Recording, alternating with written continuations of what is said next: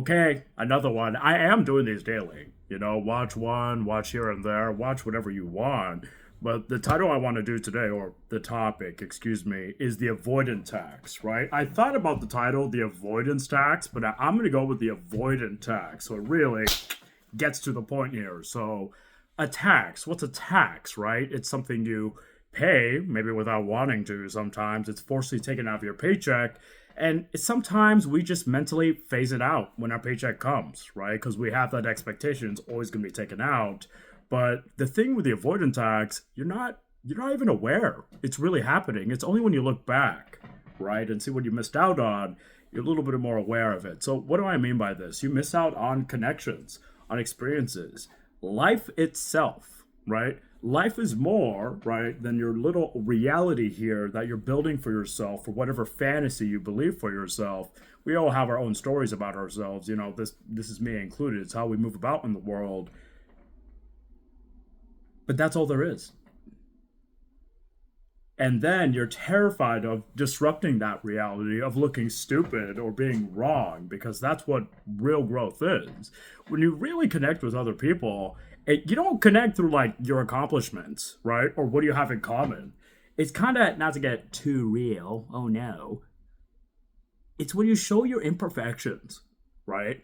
And I need to stop saying right. I'm saying it a lot. I'm going to knock it off.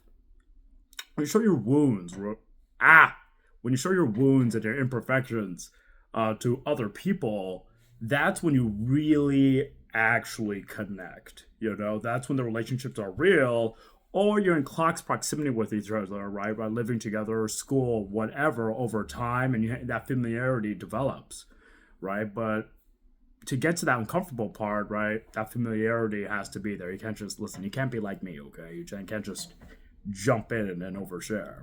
But you kind of get what I'm saying here. There are uncomfortable moments, right, where you may be wrong about a belief system you had. Maybe you didn't really look the way, right, that you thought you would before. So you can be avoided, not just not being outside, being in your room. It's a little deeper than that. You could be psychologically avoided. Absolutely. You could be emotionally avoided. Absolutely. You see something that is scary and new and unpredictable, like people.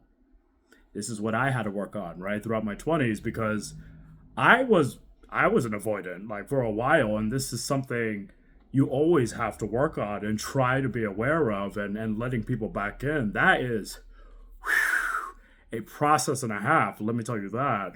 But I was really missing out on relationships, really strong relationships I used to have in my early 20s.